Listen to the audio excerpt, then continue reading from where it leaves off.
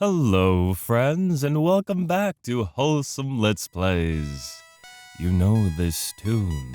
We're building up the suspense. We're building up the heroism. You know, we're back, baby, to Space Quest. This time, Space Quest 4.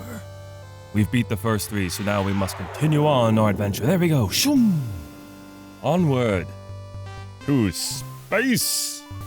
Roger Wilco and the Time Rippers. Friends, I hope this video catches you in a good mood. I hope you're having a wonderful day, a tremendous week, an amazing year. Tell me what you've been up to. Have you baked any delicious cookies lately? Have you finally finished the opera you've been working on for years? Or maybe just somebody complimented your hat recently. That's always nice. Makes you feel a little good. You've always been wearing that hat and thinking to yourself, am I really pulling this off? And then finally someone says, hey, you look good in that hat. And you're like, I guess I'm keeping this hat. All right. We rejoin our friend and semi-hero Roger Wilco as he rockets back toward his home planet Xenon, which he hasn't seen since Space Quest 2. Having successfully rescued those two ingrates from Andromeda, he decides a pit stop on Magmetheus is in order. All right, Magmetheus, a new planet. New place to check out. What's Roger doing here? During the descent to this cosmic canteen, he is unaware of the interest that has been generated regarding his fate.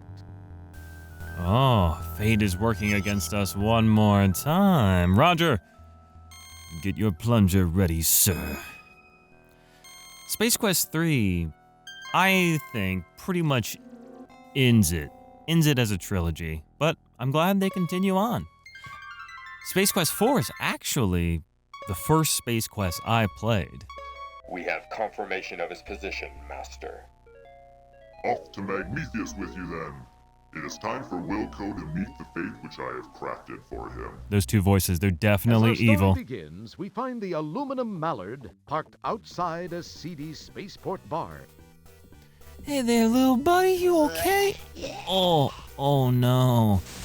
Oh no. We join Roger as he relates one of his greatly exaggerated tales of adventure. Let's hear it, buddy. Aliens are only too happy to listen, as long as Roger is buying. See, there was this deadly root monster, a ferocious swamp creature, and a Labion terror beast to contend with. Then I had to outsmart another of Bohal's gorillas and steal the show. Are you Roger Wilco? That was all Space Quest 2. Yeah. The stories are true, they're all Please true. come with me. Nice heroic attitude right there.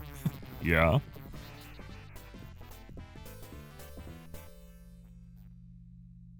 All right, guys. What do you want? What do you need? Vohal! Hello, Roger Wilco. Surprised to see an old friend? You have no idea how special this moment is for me. This is no chance encounter, I can assure you. I have this one loose end to tie up before I begin my reign as the supreme being of all that exists. I do not like to lose. You are a blemish on what would otherwise be a perfect record of domination, terror, and invincibility. Besides, I'm still a bit miffed about that asteroid deal in Space Quest 2. Anyway, to relieve the pain of my humiliation and to prevent you from being a pain in my future, you must die. It's been nice seeing you one last time. Then, do the dirty deed. No, this can't happen. The game just started. No. Mercy for Roger. What? Hop, hop. It's beautiful. You go left and split them up. Mr. Wilco, follow me and do exactly as I say. Let's move! You got it, gentlemen. We off to a new bar? We just bar crawling? Hey, I want to know what the... Listen, I can't explain it all to you now. They've got a beat on our coordinates. We've got to move fast. We gotta do this fast. Shield your eyes! Jump into the time rip! Yowza. Do it now! You've got to! If I take the time to explain, we're both parking lot pizza. You'll understand soon. No time to explain. Go on an adventure. Whoa! Roger, you are having quite the episode right now. I don't think that's all the alcohol, buddy. We're in Space Quest 12. Valhall's Revenge 2. Even the subtitle got a number here. Uh-oh. Looking pretty bad. Now where am I? You wonder aloud to non-existent auditory organs. This place sure looks homey. Hey, wait, this looks just like Xenon. It is Xenon. It's really a Pio. Along with the changes induced by an armed conflict, the city looks different, more modern, with a heavy dash of post-disaster seasoning. Casually glancing at the status line, you happen to notice that you're in Space Quest 12. What's happened? Who was that guy with the overdeveloped hairdryer? Why did you let yourself be talked into jumping into some strange shimmering hole? Why are you talking to yourself? These incredibly intriguing questions will quickly be forgotten with barely an electron stirred in that well-armored orb atop your shoulders. Those are all fair questions. And for a fair action to start us off, let's go ahead and save our game. So we are in Space Quest 12, Valhall's Revenge 2. Let us call this Space Quest for the first save. Now that's a title. All right. Start us off any other way and take a look around. More rubble can be seen to the north. The large structure in the background captures your curiosity. Decaying and destroyed buildings now house the apparently non-existent population of Xenon. Xenon, you're so desolate. A twisted and broken expanse of cityscape stretches south from here, negating possible travel plans in that direction. And to examine it, what? A brightly colored mechanical hare wanders about. The hare, anticipating your clumsy attempt to catch it in the open barehanded, won't come anywhere near you. And take our word for it, we don't have the animation. Well, better examine ourselves. It's you, Roger Wilco, Space Guy. Hey, yeah, Space Guy. Great title. Hey, keep your hands off yourself. This is a family game. You talk to yourself, but are stumped for a reply. Ah, the aroma of several adventure games emanates from your person. I'll bet you wish you could. You know, I never use the smell and taste icons in these Sierra games, and maybe I should use those more often. I assume there's a lot of joke kind of replies there, so maybe I'll try that out this playthrough. All right, I see something down here. It's a lightweight, worn piece of rope. All right, I think we'll grab ourselves some rope, and while we're at it, maybe bump up the speed when we're able to. The game doesn't want to do that right now. You take the small, frayed, useless-looking length of rope. It can't be useless. We did put it in our inventory, after all. All right. And let's continue playing. Well, we couldn't... Well, actually, look at our inventory. Oh, we got some Buckazoids here. 59 Buckazoids. I like how they put that onto the one coin. Just see it there, printed right there. I like that. And take a look at our rope. A crummy piece of rope. Well, okay. I guess I had to sniff it or taste it earlier when it was on the ground. That's the appropriate time to taste things. All right. Well, oh my gosh. Let's save it real quick. We'll just probably call it the second save. So I was trying to say before that I played this game, I couldn't get very far, and one of the big reasons why I couldn't get far was this blue guy right here. So let's take a look at him. This is the only form of actual life that you've seen here. Its clothes are tattered, and a grotesque metal contraption is clamped to its head, which serves to hold the eyelids permanently open. Well, I'm guessing he's from Xenon, so let's hang out with him a bit. Try to chat him up, make a new friend here. He seems to be unaware of your existence, as though he is controlled by some other consciousness. Okay, well, we'll get closer, but I have to warn you that, at least when I was a kid, this was terrifying. So let's go experience it together, friends. Be brave together.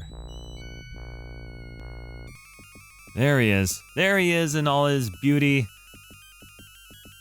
Looks like he's trying to say something. Oh, no, just a shrill scream. That terrified me. This game was one of the scariest things ever.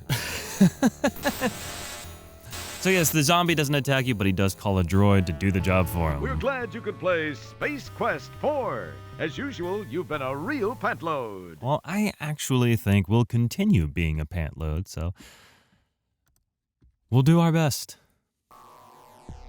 We'll do our best to be the biggest loads in your pants we could possibly be. Okay, so now that the zombie's gonna shuffle on by, I'm gonna lay a trap here for our little bunny friend. I'm not sure if he's a copywritten or not in this game. I wonder if they use a knockoff name or something. Whoops. Those sure are some finely honed reactions you've got there. Perhaps you're still suffering from time lag. Okay, he's sassing me. Narrator's got a little bit of sense of humor here. I'm fine with that. This is a Space Quest game after all. Alright, so now we'll wait for the bunny one more time. Just doing his rounds. There we go. That was without a doubt one of the finest examples of bunny snatching I've ever seen. Why, thank you. The stress placed on the rope during the bunny snatching was too much. You cast the useless fibers aside. Okay, we lost the rope, but we do have a new item. What? Oh, and we just turned him over, grabbed that battery. You extract the portable power pellet from the back of the bunny's polyplastoid torso. I'm sorry, portable power pellet. A battery. Okay, now he's calling it a battery. Well, let's go ahead and save it again. Why not? Even the music is a little creepy. Playing this as I don't know, somewhere between like 8 and 10 years old, this was scary. And it's funny because people kept telling me, oh, this game's supposed to be funny. It jumps quickly into this, and believe me, there's not... The humor's lacking on this part. Definitely interesting, but not quite so funny, especially to a child. A quick inspection reveals nothing of interest, other than a glove box. Well, let's give it a thorough inspection. Sniff it up. The zesty tang of nitroglycerin fills the air around the ship. Well, if it smells good, maybe it tastes good. It tastes like ship. See, now I'm glad I'm using those icons. Let's see if we can rummage around here. Ah, there we go, the glove box. After taking a quick look around to reassure yourself that the place is as dead as it looks, you snitch the Pocket Pal laptop. All right, Pocket Pal laptop. Oh, how about we put the battery in You plug there? the mobile power cylinder into the laptop. All right, we're already combining items. Look at us. We're professional point-and-click adventure game players.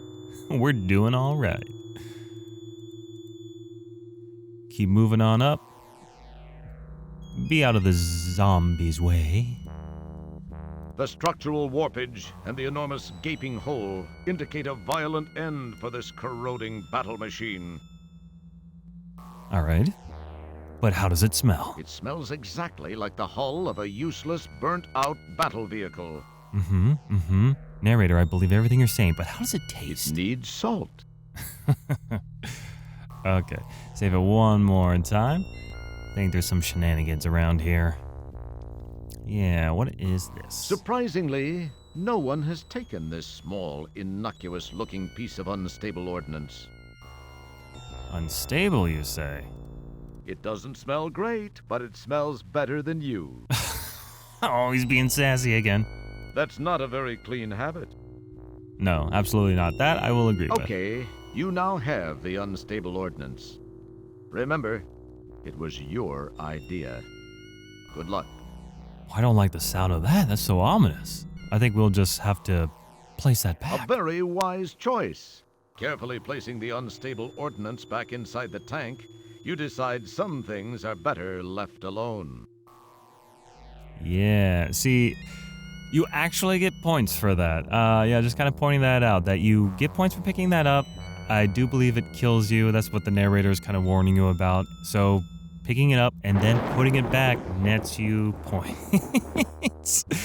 Just acknowledging that an item is useless. All right, this is a little differently colored. This grate has crud, gunk, and sludge built up around the edges. You can see through the grate, but can't make anything out.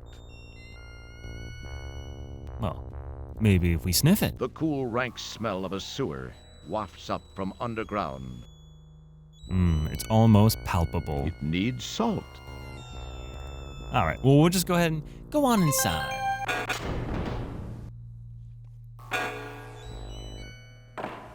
As long as we're away from the zombie. I think we can be safe down here, but where are we? A variety of pipes, coolant, and otherwise pass in, through, and around the room. You've reached the sewer maintenance office. Apparently this office has been long abandoned. Your janitorial instincts urge you to sweep up and do a little dusting, but you suppress those urges and concentrate on the task at hand. You have to suppress them. Stay strong, Roger. We got more important things to do. It's an empty jar with a lid, neither of which does anything entertaining. It's just an average, old-fashioned desk blotter. Well, the narrator's not too impressed by these objects over here, but I think we can find uses for them. So let's go ahead and grab this bottle, this jar. You take the jar into custody. Yeah. And inspect this. Ah, a button.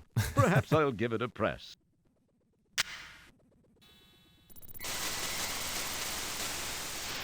Data entry 22795. This message is to whomever may be so fortunate as to find it. I am Professor Lloyd, lead designer of the Xenon supercomputer project, the ultimate in artificial intelligence. The computer was designed to enhance our lives, but instead ended up being the ruin of us all. We made the mistake of tying it into the most important facets of our existence here on Xenon, including our weather control and defense systems. It seemed like a sound idea at the time, and all proceeded well for about 3 years. It was around then that a deep space salvage operation recovered what appeared to be some sort of antiquated data storage unit contained in a flimsy cardboard box on which the words Leisure Suit Larry were imprinted. On its back was the picture of a not particularly wholesome gentleman, but that's another story. My counterparts exhibited shameful behavior as they tore open the box to get at its contents. I could not understand the commotion it generated. The data was uploaded into the supercomputer for analysis. As a result, a crippling virus spread through the machine like a bad social disease.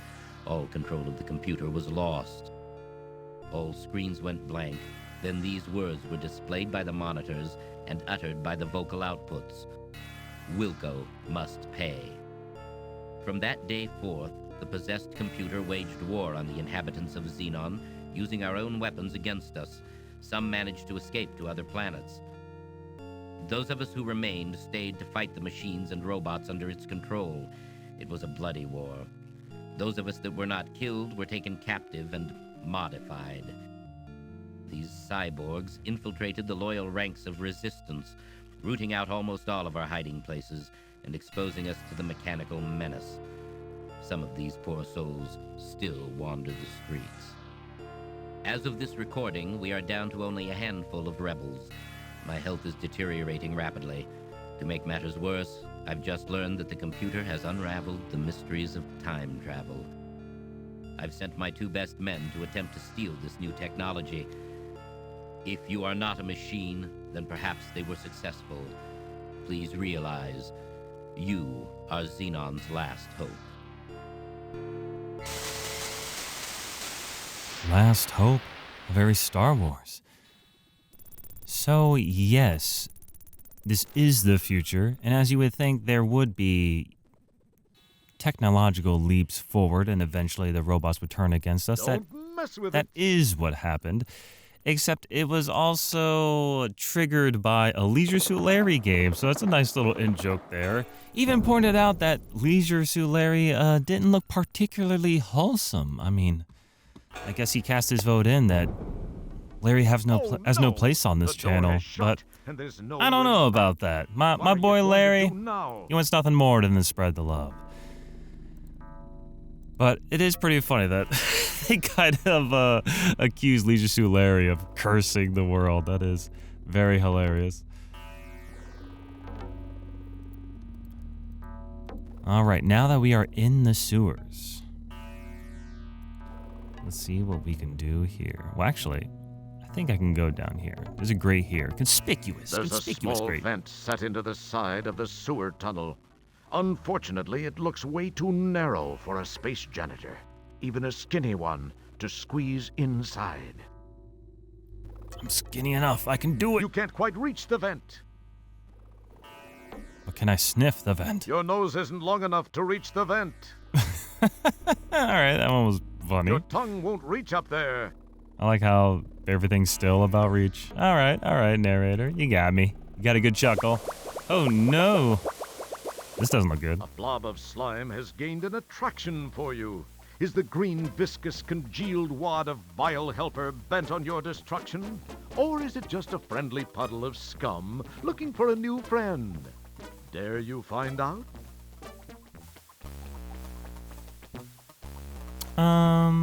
Let's try saving it. We'll call this Secret of the Ooze. Heck yeah. And let's try to taste it again.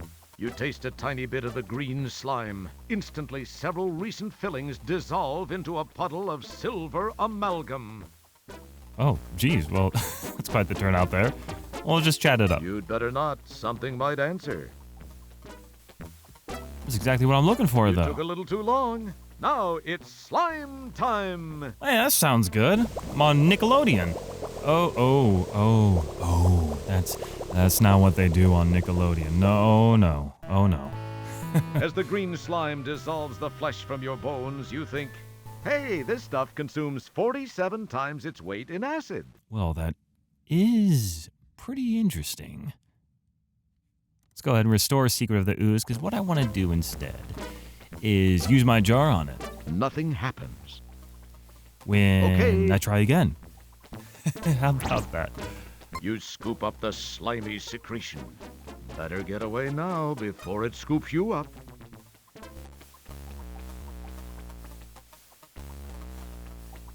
And we're moving on. We're getting out of here. You gotta trust that narrator. He's warned us before about that unstable item. So we know to escape the ooze. But by containing a jar of ooze, we'll find its secrets. Let's examine it right now. You have a jar of green acid. Oh, the secret of the ooze is that it's just acid. Oh, okay. That does check out. Ooh, what's going on here? A new ship? Could they be friends? Could they be the rebellions? Or are they all driven mad by playing Leisure Suit Larry? Let us see. Uh-oh. It's the same guys from the beginning of the game. They must be the ones driven crazy by Leisure Suit Larry. That's them. That is them. Well, let's get out of here. Let's go inspect their ship. Maybe there's something useful for us.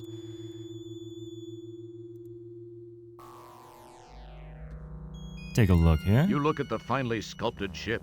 It looks to have been designed for atmospheric operation, probably used solely for patrol excursions.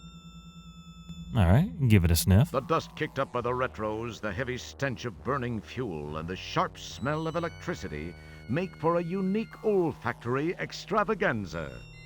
Man, some of the descriptions they put in this game, I'm impressed. You sear your tongue on the hot metal. Apparently, it's only safe to touch the now exposed area beneath the landing gear housing flap. Oh, and look at that. That's actually a hint there, because that is what we're going to do. We're going to put ourselves in the landing gear. This Definitely seems to not be a recommended. relatively spacious landing gear compartment. Wonder how cramped it gets in there when the gear is stowed. Well, we are going to find out. Spacious right now. Ooh, probably a little tight now. But Roger has been in tighter spots, so I think he'll be okay. But let's blast off here. There's no friends to make, just one zombie who's too far gone. Al Lowe has just driven him insane. I don't count myself among them. I've played Leisure Suit Larry and I'm fine. Or am I? I guess I wouldn't know. Looks like the ship has a face there. Just, ooh! Alright, bye you guys. I'm not sure if we've mentioned their name before, but they are known as the Sequel Police. Well, before we get too brave here, let's save our game.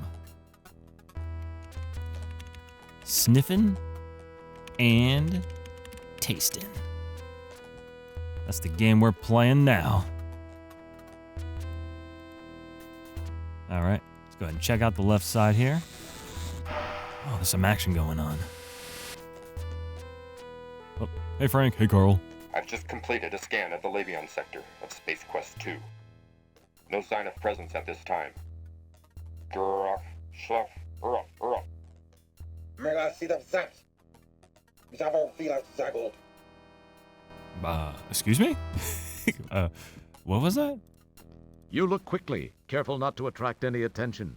As you can see, they are carrying weapons. Well, what I'm really wondering is, what do those weapons smell like? It smells like something that wasn't designed for noses. Or taste? It needs salt. They need salt. Well, I say we take them out. Let's Keep get your 'em. hands to yourself. Okay, maybe we'll be diplomatic. We'll just chat them There up. is no reply. Okay, we'll just walk up to them. Never mind. They suck. Some people just won't follow instructions. Yeah, I guess by the narrator telling me all those descriptions and not letting me actually walk up to them, I was supposed to know they were deadly. Yeah, that makes sense. Absolutely. Okay, well this time maybe I'll just sneak into that ship instead. This one right here. That looks like a good one. I know it works. He just used it. All right. See, I got a game plan going. I'm thinking. Let's hop in. Yep. Okay, let's take a look around. You look out at the city you were born in decades ago. You're sure glad you weren't there when this devastation happened. You might have gotten hurt. On the bright side, you won't have to pay those delinquent traffic tickets. It's some sort of monitor, probably used to monitor something or other. It's a large compartment that's probably full of instruction manuals, code books, time maps, and the like. Too bad it's also locked. That's your head, Roger. Now use it for something. It's part of the time-space coordinate entry unit. So yes, if you haven't put it together, this is one of the time machines. And you're gonna have to use that noggin right there quicker than you think, because this right here is important. So we're gonna put this down to memory, because if we ever need to come back to this time era, that's exactly what we're gonna have to put in. Whoop, there goes my finger. So let's try to put in a code here. Get out of here. Do I know what to enter? Not really. So let's just put this in. The powerful Question mark? drives Rev to life. It's gotta take Time me somewhere. and space bend under the fibrillations of the time-rip transfluxers. Your adrenaline and stomach reel with the hyperbolic hyperbole. Uh-huh. And finally, nothing much happened. Oh. That must not have been a valid code. Try again. Oh, all question marks isn't a valid code? Well, how about face, broken H, extra exclamation point, the broken E, T, and future print A. That's what we want. The powerful quad quark drives Rev to life. Uh-huh.